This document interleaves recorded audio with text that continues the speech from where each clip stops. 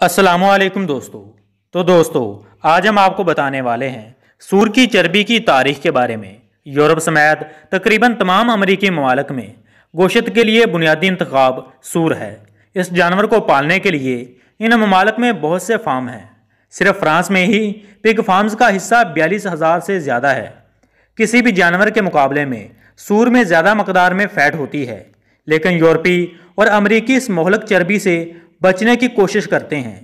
इस चर्बी को ठिकाने लगाना इन ममालिक के महकमा खुराक की जिम्मेदारी होती है। इस चर्बी को ख़त्म करना महकमा खुराक का बहुत बड़ा सरदर्द था। इसे ख़त्म करने के लिए बाज़ाब्ता तौर पर इसे जलाया गया। लगभग 60 साल बाद उन्होंने फिर इसके इस्तेमाल के बारे में सोचा ताकि पैसे भी कमाए जा सकें। साबुन बनाने में इसका तजर्बा किया गया और यह तजर्बा कामयाब रहा। शुरू में सूर की चर्बी से बनी मसनूआत पर कंटेंट्स की तफसील में पिग फैट वाज़े तौर पर मसनूआत के लेबल पर दर्ज किया जाता था, चूँकि इनकी मसनूआत का बहुत बड़ा ख़रीदार मुसलमान ममालिक हैं और इन ममालिक की तरफ से इन मसनूआत पर पाबंदी आयद कर दी गई, जिसके नतीजे में इनको तजारती खसारा हुआ।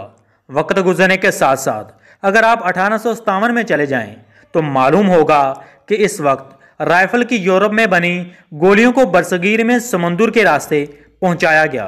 वहां पहुंचने में महीनों लगे और समंदर की नमी की वजह से इसमें मौजूद बंदूक का गन पाउडर खराब हो गया और गोलियां ज़ाया हो गईं। इसके बाद गोलियों को महफूज करने के लिए सूर की चर्बी की परत गोलियां पर लगाने लगे। गोलियों को इस्तेमाल करने से पहले दांतों से इस चर्बी को परत को नोचना पड़ता था। जब यह बात फैल गई कि इन गोलियों में सूर की चर्बी का इस्तेमाल हुआ है, तो फौजियों ने, जिनमें ज़्यादातर मुसलमान और कुछ सब्जीखोर हिंदू थे, लड़ने से इनकार कर दिया, जो आखिरकार खाना जंगी का बायस बना। यूरोपी बाशिंदों ने इन हकायक को पहचान लिया और पिग फैट लिखने की बजाय उन्होंने फिल्म लिखना शुरू कर दिया।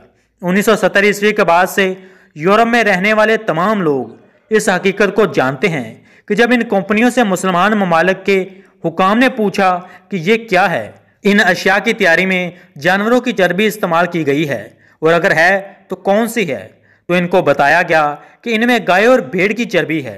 यहाँ फिर एक और सवाल उठाया गया कि अगर ये गाय या भेड़ की चर्बी है तो फिर भी ये मुसलमानों के लिए हराम है, क्योंकि इन जानवरों को इस्लामी कानून के मुताबिक हलाल तरीका से ज़िबा नहीं किया गया।